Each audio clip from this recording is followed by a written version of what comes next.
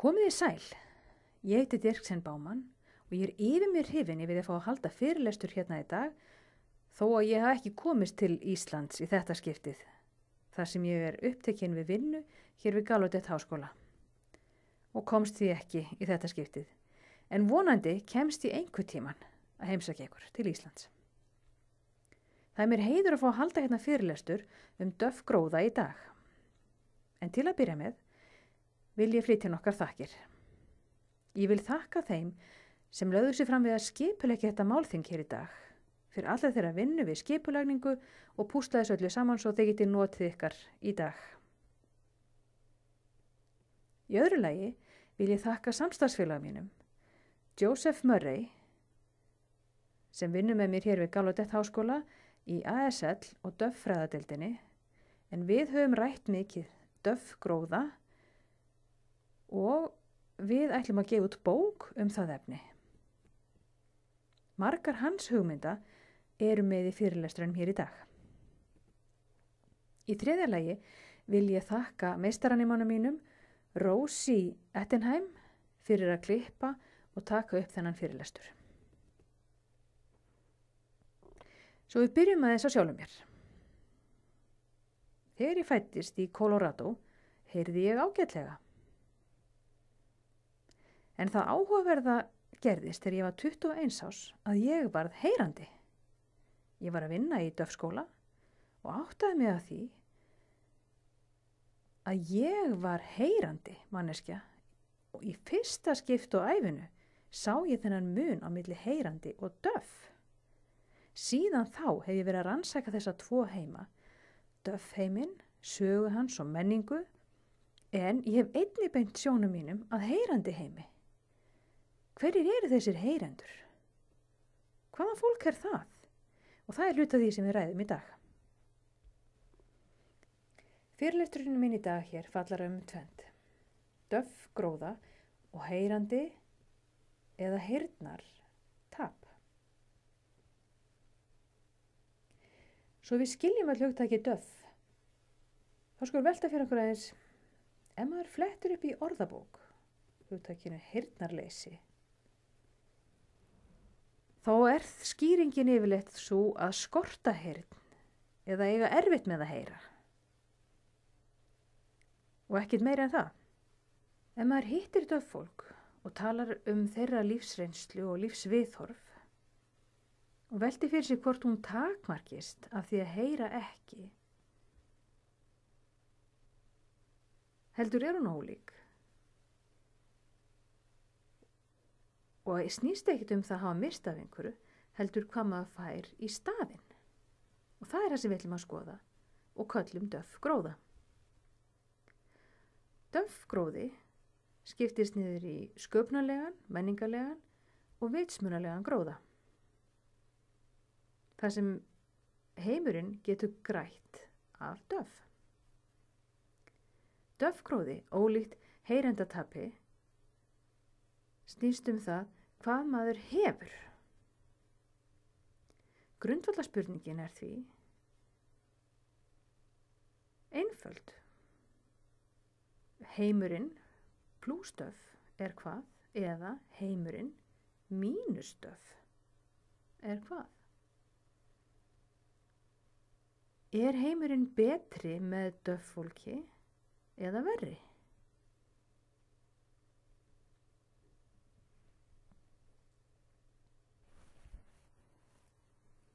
Reynsla mín sem heyrandi manneskja sem hefur tekið þátt í Duff samfélaginu og séð hvað Duff geta veitt heiminum.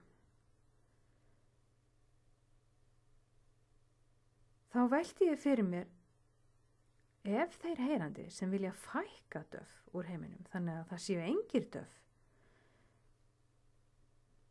Mér finnst það rosaleg hugsun. Við myndum missa af svo miklu mikilvægu. Allt það sem heyrendur myndu missa af með því að opna ekki hjarta sitt og huga og taka Duff fólk inn í líf sitt. Það væri heyrenda missir. Skiljiði, í ASL þá munur á milli heyrnarmissi það að heyra ekki hljóðið og heyrendamissi. Það er það sem heyrandi fólk missir af með því að taka ekki þátt í lífi Duff. Svo við höfum þessi 2 hugtök, Duff-gróði og heyrendatap. Nú ætlum við að skoða Duff-gróðan og við ætlum að fjalla hann vitsmunalega. Svo fjöllum við hann sköpunarlega og að síðustu menningarlega hlutan. Hvert atriði ætli ég að fjalla ítarlega og tengja þessu saman við heyrendamissi. Ef við skoðum fyrst vitsmunalega gróðan. Það er mjög merkilegt. Ef heyrandi fólk myndi hafna Duff-fólki, þá myndum við enn búa mikinn misskilning varðandi tungumál.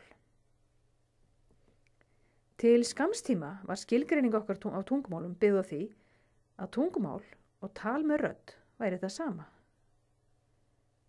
sem er misskilningur, byggður á mjög takmörkuðum upplýsingum. Táknmálsrannsóknir hafa sýnt fram á að táknmál er jafngilt öðrum tungumálum og tungumál byggist á tali með rödd og tali með höndum. Rannsóknir hafa líka sýnt að með táknmáli er hægt að tjá miklu meiri þrívídd og miklu meira rými heldur en með tali með rödd.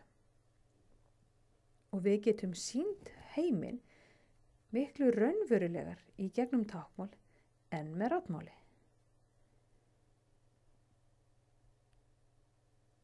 Sem er mjög athyglisvert.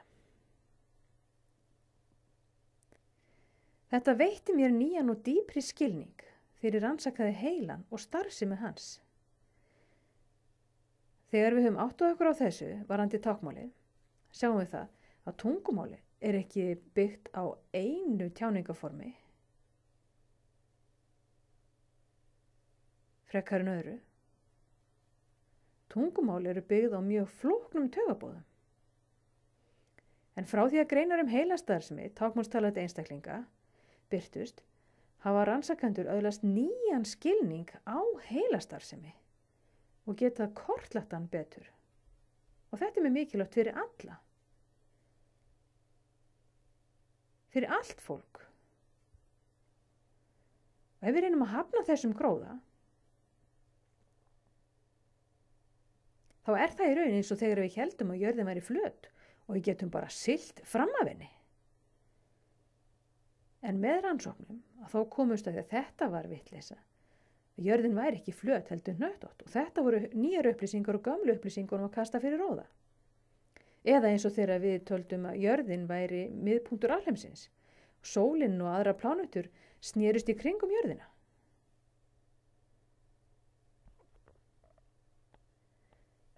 Þetta var líka vitlaust. Hlutirnir sneru akkurat öfugt. Sólin var miðpunktur alheimsins og hinar pláneturnar snerust þær í kring. Þetta er annað sjónarhorn á heiminn og nýjar upplýsingar sem breyta raunveruleikanum. Og við vitum í dag að tungumál eru byggð á táknum og rödd og snertimáli og texta og mörg öðru. Þetta er gott dæmi Duff-gróða. Ef við skoðum sjónrænan gróða. Fjölmargar rannsóknir hafa sýnt fram á að sjónræn vinnsla Duff-fólks er meiri heldur en sjónræn vinnsla heyrenda, sérstaklega hvað varðar jaðarsjónina. Duff-fólk nýtir hana miklu meiri en heyrendur, sem er mjög einföld vegna þess að heyrendur treysta á heyrnina við það á upplýsingar úr umhverfinu. En Duff-fólk notar sjónina og notar því stærra sjónsvið við að ná í upplýsingar sem það þarf úr umhverfinu. Rannsóknir sýna líka að Duff-fólk á auðveldara með að þekkja andlit.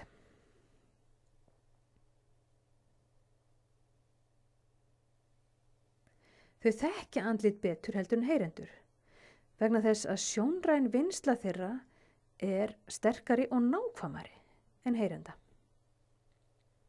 Þýðir það að döf séu betri en heyrendur eða öfugt? Nei, það þýðir bara að þau eru ólík. Og það er svo mikilvægt átt að segja á því hversu sveigjanlegur heilin er og starfsemi hans.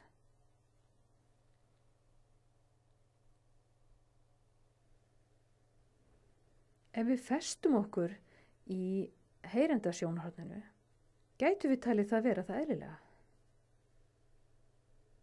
Sem það er ekki. Við verðum að muna að heilin er svo sveigjanlegur. Fyrir heyrendi fólksinn vinnur hann á einn hátt, á annan hátt fyrir döf fólk. Það þýðir ekki að annars er betri en hitt eða að döf séu sjálfkrafa lélegri en heyrendur. Heilin er bara sveigjanlegur. Það má líka benda á margar rannsóknir sýna fram á sveigjanleika heilans og hæfileika hans til að skipta út. Mikið upplýsingum sem við fáum við í gegnum augun. Miklu meira en í gegnum eyrun. Við fáum meira upplýsingum í gegnum sjóntaugarnar, mun meira heldur en í gegnum eyrun. Það má segja að döf sé að hámarka notkun sína á sjóntaugunum. Miklu meira en heyrendur. Og við gætum kannski lært að því að hámarka nýtingu sjóntaugun okkar með því að horfa á heiminn með döf augum. Það er einnig mikilvægt að huga að rýmishugsun en ekki bara sjónrænni hugsun. Rannsóknir hafa sýnt að döf eru hæfileikaríkari varðandi þrívíddarhugsun. Það að ímynda sér hluti í þrívídd og sjá þá fyrir sér. Út frá öllum hliðum. Döf eru færari í því en heyrendur.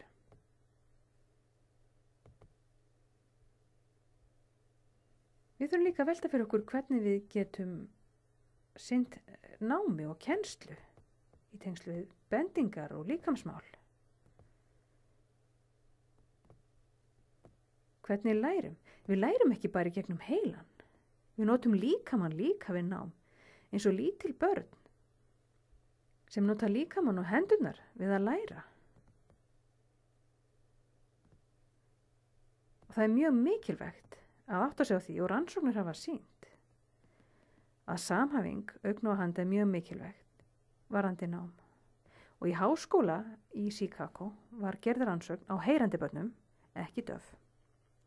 Þetta voru heyrandi börn. Þau voru á aldrinum 8 til 9 ára gömul. Og þau voru að læra stærðfræði. Nýja aðferð í stærðfræðikennslu. Eins og 7 + 3 + 4 eru það sama og eitthvað + 4. Náðu þessu? Þetta er svolítið flókin stærðfræði. Þau þurftu að hugsa 7 + 3 eru hvað og hvað verður þá að þeim þetta er frekar flókið. Þeim var skipt í 3 hópa. Í fyrsta hópnum var kennari sem talaði með rödd og notaði bendingar og tákn og líkamann við kennslu. Og nemendurnir fylgdust með þessu til þess að læra þessa aðferð. Horfðu og hlustuðu. Annar hópurinn var með kennara sem notaði ekkert líkamsmál og enga bendingar. Talaði svona og nemendurnir remdust við að horfa og hlusta við að læra. Þriðji hópurinn var með kennara sem notaði enga rödd, heldur bara líkamstjáningu og bendingar. Eftir 2 vikna námskeið fóru nemendurnir í próf og þau þurftu að svara spurningunum eftir því sem þau höfðu lært. Fyrsti hópurinn lærði með rödd og táknum eða bendingum, annar hópurinn einungis með rödd og þriðji hópurinn einungis með líkamsmáli. Og niðurstöðnar eru þær að fyrsti hópurinn, 93% þeirra náðu efninu. Í öðrum hópnum, þar sem var eingöngu rödd, ekkert sjónrænt, var ekki nema 33% barnanna sem náðu árangri. Í þriðja hópnum, sem var sjónrænt, náðu 80% barnanna árangri. Ef við skoðum þessa 2 seinni hópana, sem voru eingöngu með rödd eða eingöngu með líkamsmál, hvor hópurinn gekk betur? Jú, það var sá hópur sem var með sjónræna kennslu, líkamsmál. Þeim gekk miklu betur. Þeim gekk auðvitað best þau sem voru bæði með rödd og líkamsmál. En það sem svo mikilvægt að þegar að barn fæðist döff, af hverju notum við ekki líkamsmál við það barn þegar við erum að kenna því? En notum frekar þessa aðferð sem rannsóknir hafa sýnt að ekki nógu góð. Það svo mikilvægt að nota líkamstjáningu í kennslu líka fyrir döffbörn, ekki bara heyrandi.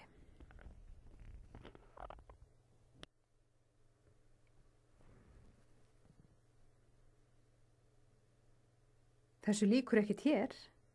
Það eru margar rannsóknir tengdar vitsmunalegum gróða sem við sjáum að í gegnum döff og þeirra sjónræna skilning og rýmiskilning getum við lært.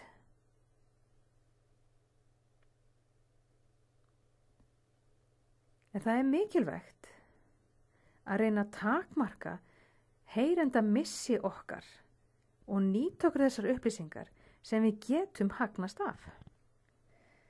Þetta var einn döffgróði sem við erum búin að fjalla sá vitsmunalegi. Nú skulum við flytja okkur yfir á annað svið sem sköpunargróðin. Döff menning bara eins og hver önnur menning í heiminum. Fólk hefur mismunandi leiðir til að tjá sig í gegnum bókmenntir, ljóðlist, leiklist eða í gegnum sjónlistir, málaralist, kvikmyndun, ljósmyndun og ýmislegt fleira. Ef við horfum á heiminn í heild sinni og bætum döff, bókmenntum, ljóðlist, fleiri listgreinum við, þá heimurinn okkar ríkari. Það meiri sköpun í gangi. Og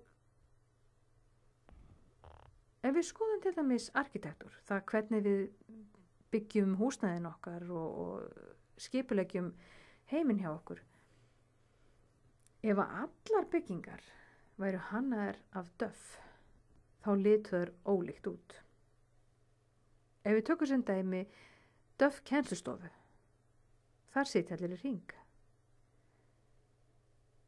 Döff fólk myndi aldrei sitja í röðum, vitið þið. Af því að hvað gerist þegar fólk situr í röðum? Það eina sem maður sér hnakkinn á næsta manni. Það engin tengsl eða samskipti þegar fólk situr þannig og það verður svo mikið rofa milli einstaklinga. En heyrandi arkitektur ferkantaður.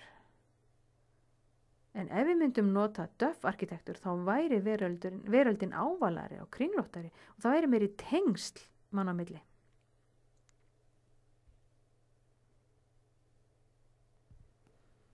Byggingar, götur væru víðari, það væri auðveldara að sjá í kringum sig.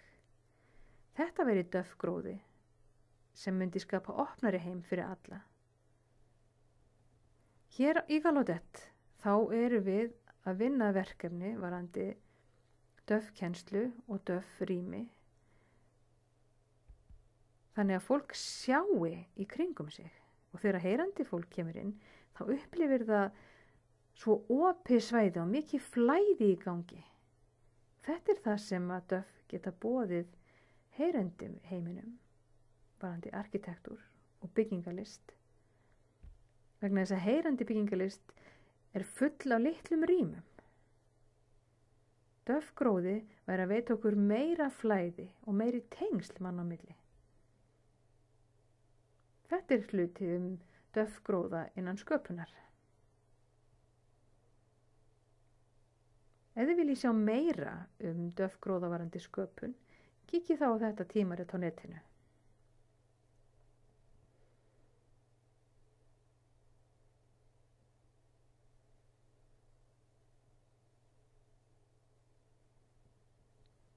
Þarna döfflist Allstaðar að úr heiminum, frásagnir, ljósmyndun, ljóðagerð og fyrirlestrar á táknmáli eru þarna inn á þessari síðu. Það er mjög mikilvægt að safna saman Duff-list allstaðar að úr heiminum til þess að hvetja til nýrar hugsunar. Við höfum rætt vitsmunalegan gróða og sköpunargróða og nú skulum við fjalla menningarlegan gróða. Það er mjög mikilvægt fyrir heiminn að hafa í rauninni mjög fjölbreytta menningu og margar leiðir til þess að lifa lífinu. Það er einn menningarlegu gróði sem ég hef mikið tekið eftir. Og það er hvernig augnsamband er notað. Ég er alin upp í heyrandi heimi og augsaband var bara, jú, mikilvægt. En þeir sem alast upp í Duff-heimi, þá er stöðugt augsaband í gangi. Ef að við skoðum rannsóknir varðandi tengsl fólks og tengsl manna á milli. Ef að ég er með heilbrigt augsamband og eðlilegt, þá næ ég góðum tengslum með fólk. En ef augsamband er ekki mikið og sterkt, þá næ ég minni tengslum. Ef maður sér til dæmis Duff-fólk, tvo saman vera að labba og spjalla og lítandi hvern á annan til þess að halda sambandinu og samtalenu gangandi.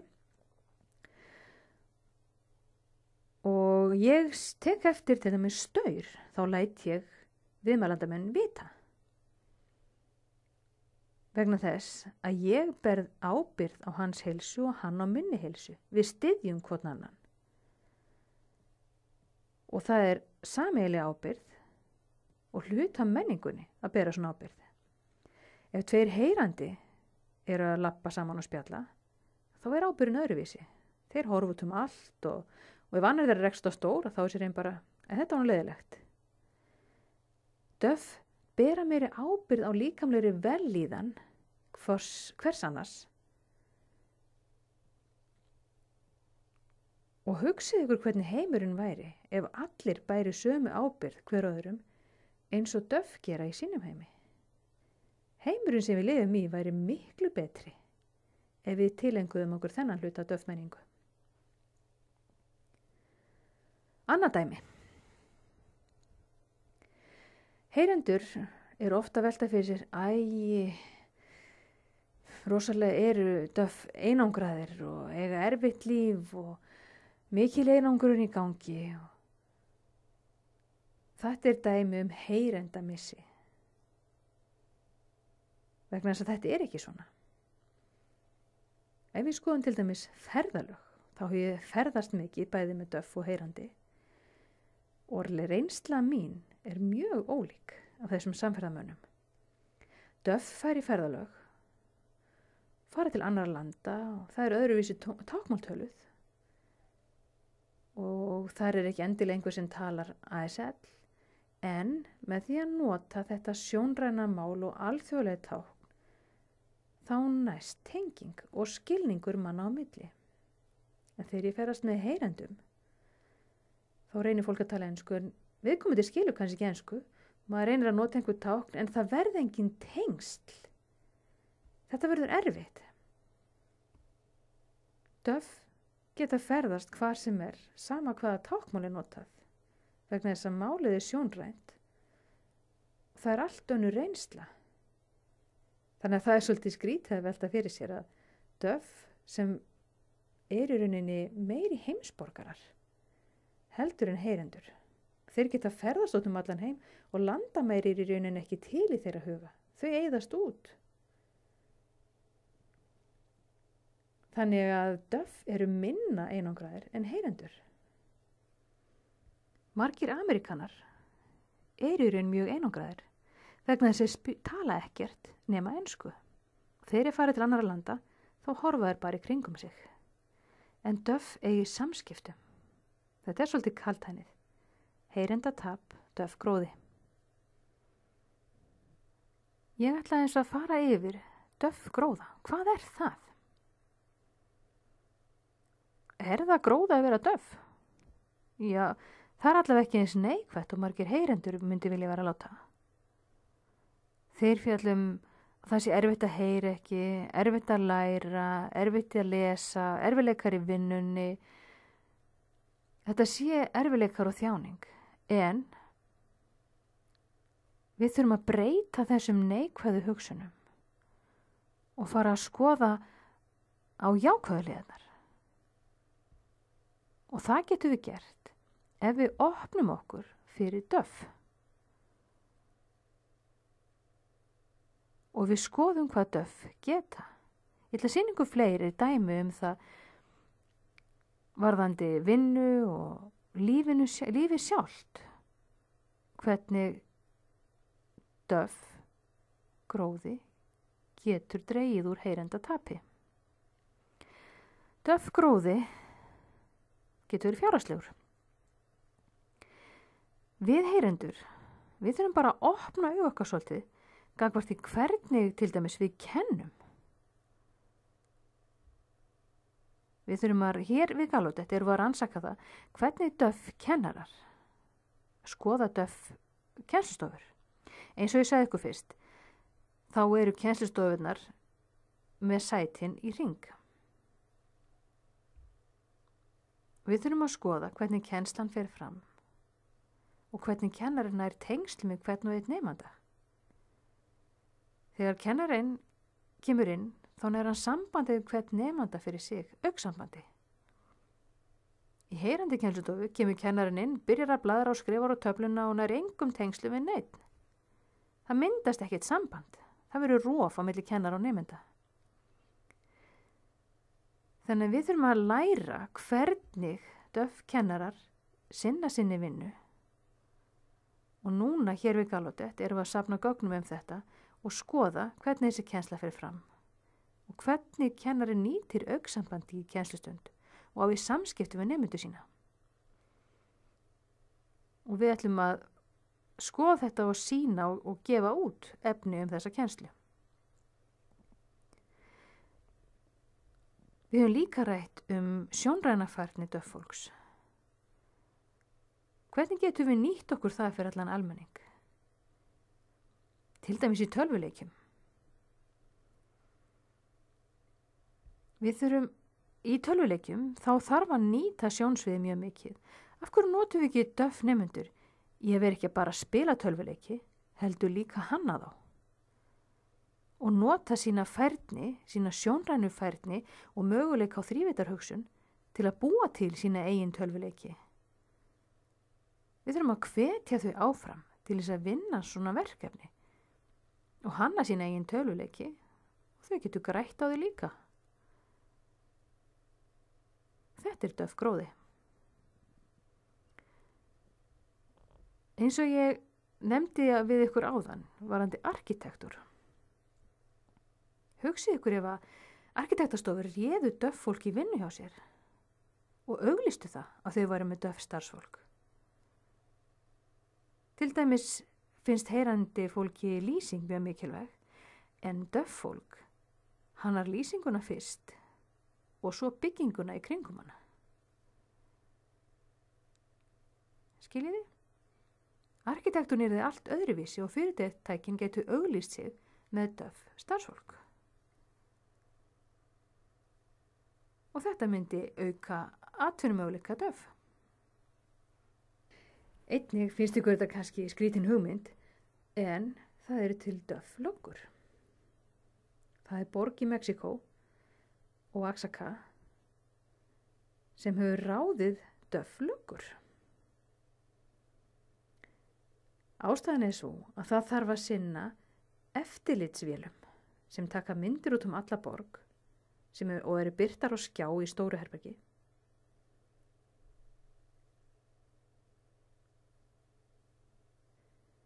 Löggurnar sitja og fylgjast með skjánum og taka eftir ef eitthvað er í gangi, rán eða eitthvað annað slíkt. Og þeir eru fljótar að taka eftir því sem er í gangi vegna þess að þeir eru döff og hafa sterkt og gott sjónsvið. miklu betri heldur en heyrandi löggur. Þetta hafa þeir í Mexíkó nýtt sér, að ráða döff löggur.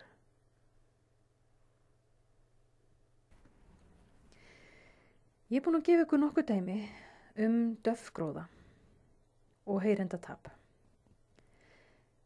Því að ég vil reyna að breyta hugsunarganginum okkar. Þannig ef að döffbarn fæðist, að heyrendur hugsa ekki sjálfkrafa, æ nei, þetta er neikvætt, þetta er erfitt. Við þurfum að vernda þetta barn og hjálpa því að vaksa og þroskast. Það hefur eitthvað sem það getur gefið heiminum, sem við höfum ekki sem heyrendur. Og döff börn og döff einstaklingar hafa margt sem geta gefið heiminum öllum, þannig að heimurinn okkar verði ríkari, verði betri og fjölbreyttari. Meiri fjölbreytileiki og breytileiki samfélagsins er jákvæður. Ólíkir líkamar, ólíkir einstaklingar, ólík hugsun þýðir betri heimur, ríkari heimur. Hugsið ykkur ef allir væru eins, ein menning, eitt tungumál, ein leið í hugsun. Hvernig heimurinn væri, hann myndi bara visna. Ef við hugsum þetta út frá ræktun, þá veitum við það ef við plöntum til dæmis kartöflum, einni tegund af kartöflum, setjum niður sem útsæði, þá ættu sjúkdómar auðveldari leið að drepa allt. Það er svokölluð einræktun. Og það væri eins með okkar heim. Ef allir væru eins og það væri bara einræktun í gangi, einmenning og allt eins, þá væri ekki heimurinn ekki eins fjölbreyttur en það er í dag. Það væri ekki eins margt í gangi. Því meira sem við lærum hvert frá öðru, því ríkari er heimurinn og því meiri döffgróði fyrir alla, verður heimurinn betri fyrir alla. Takk ykkur fyrir að njóta dagsins með mér og hlusta á fyrirlesturinn minn döffgróða, heyrandi missi eða tap. Ég vona að þið haldið áfram að njóta dagsins og ræða svo þessa hluti með fjölskyldun ykkar og vinum. Ræða döffgróða, ykkar reynslu sem þið búið yfir, döffgróða.